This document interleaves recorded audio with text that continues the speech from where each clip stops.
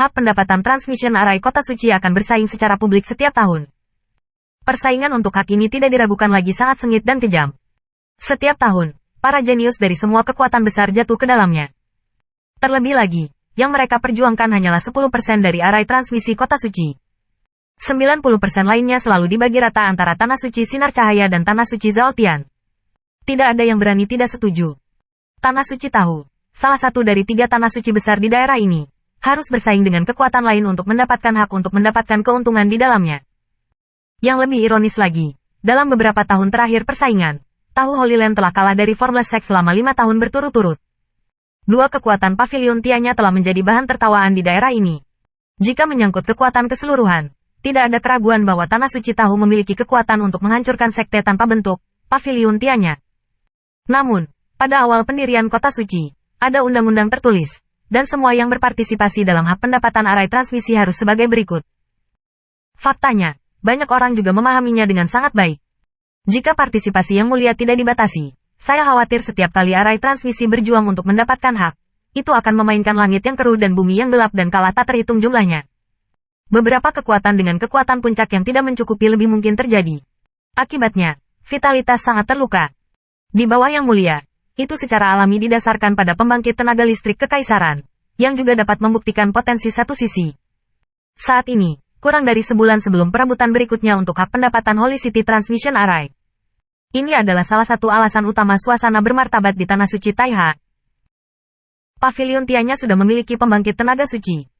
Jika Tanah Suci Taihao masih dalam kompetisi ini dan kalah dari Pavilion Tianya, saya khawatir yang terakhir akan menggunakan ini sebagai alasan, dan kemudian memaksa Tanah Suci Taihao untuk menyerahkan Tanah Suci. Tanda seru. Tanda seru. Pembangkit tenaga listrik. Ini adalah surga, di mana-mana.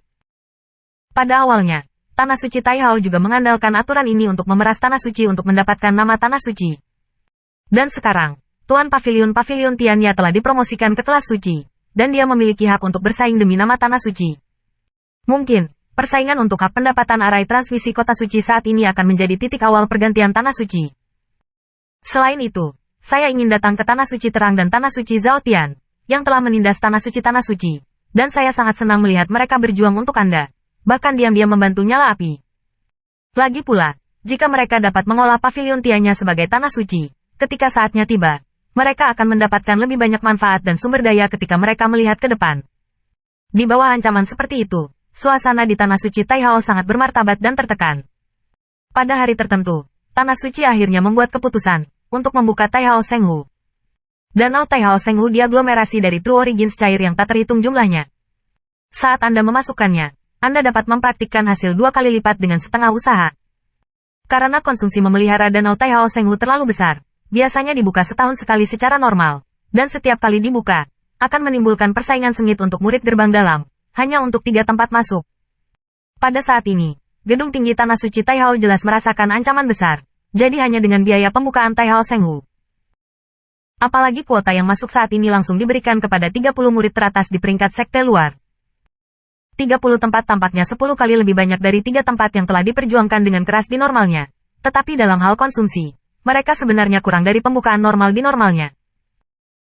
Lagi pula, di murid gerbang dalam, mereka yang dapat bersaing untuk 3 tempat ini pasti adalah pembangkit tenaga listrik di industri Venerable Realm, dan kekuatan mereka masih tidak lemah, dan 30 teratas di luar. Dalam analisis terakhir, hanya 3 pembangkit tenaga kerajaan. Tanda seru. Setelah berita itu menyebar di Tanah Suci Taiha, hal itu segera menimbulkan sorakan yang tak terhitung jumlahnya.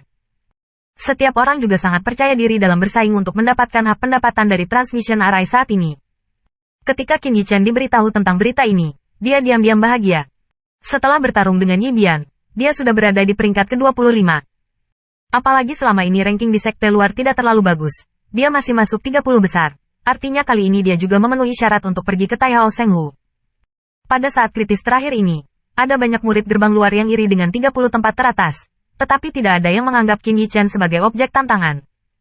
Bagaimanapun, masalah bahwa dia memenangkan perhatian kuil sekte dalam dan telah menyebar, tetapi tidak ada orang yang tidak membuka mata untuk menyinggung orang merah kuil sekte dalam dan di masa depan. Oleh karena itu, Qin Yichen juga mengambil kebetulan dan pergi ke Diaken Beihao Dianlin, yang kali ini bertanggung jawab untuk menghitung 30 tempat. Ketika dia melihat Qin Yichen, wajah Deacon Lin agak halus. Karena perkataan yang tegas, Qin Yichen adalah orang yang termasuk dalam kuil dan kuota semacam ini, secara teori, akan dibagikan kepada murid kuil Beihao. Namun, pada daftar-daftar pembangkit tenaga listrik sekte luar, nama Qin Yichen berakar di tempat ke-29. Di kedalaman sekte dalam Tanah Suci Tahu, ada 4 depresi yang dikelilingi oleh pegunungan. Di antara 4 puncak, terdapat sebuah danau yang dikelilingi oleh spiritual qi. Di sini, ia menghabiskan energi dan sumber daya pembangkit tenaga listrik Tanah Suci Tahu yang tak terhitung jumlahnya, memadatkan Danau Suci Taihu. Biasanya, ini adalah area terlarang. Biasanya, orang biasa dilarang masuk ke sini. Hanya ketika biasanya dibuka setiap tahun, itu diperbolehkan masuk. Saat ini, di 4 puncak ini, sudah ada jalur siluet Lingli. Ini adalah murid-murid dari sekte dalam, dan mata mereka melihat ke arah sekte luar. Pada saat tertentu, di mata semua orang, sekelompok anak muda yang dipimpin oleh Diaken Beihao Dian, sekte luar, akhirnya muncul. Ketika saya melihat mereka, di antara puncak, banyak mata murid gerbang dalam sedikit membeku. Mengapa ada tahap awal di negeri ajaib? Tanda seru. Ketika tatapan seseorang tertuju pada Qin Yichen, dia tidak bisa menahan diri untuk tidak berseru. Sua. Hai. Suara itu baru saja jatuh, dan tiba-tiba garis pandang diproyeksikan ke arah Qin Yichen. Bukankah anak ini akan mendapat tempat melalui suap? Sial. Sungguh sumber daya alam yang sia-sia. Apa gunanya anak tahap awal dari kerajaan memasuki Taihao Shenghu? HMPH, mungkin lebih baik tetap di sekte luar dengan patuh. Mungkin kecepatan kultivasi akan lebih cepat. Ya, apakah dia mampu menahan paksaan dari Taihao Shenghu? Menurutku, dia bisa berlatih hingga sekitar 1 kaki dari Taihao Shenghu. Ketika saya melihat 30 anak laki-laki kaisar ini, benar-benar ada tahap awal kaisar. Tiba-tiba, banyak ejekan terdengar di pegunungan. Bahkan orang-orang pemarah pun berteriak dan menjerit. Dia keluar.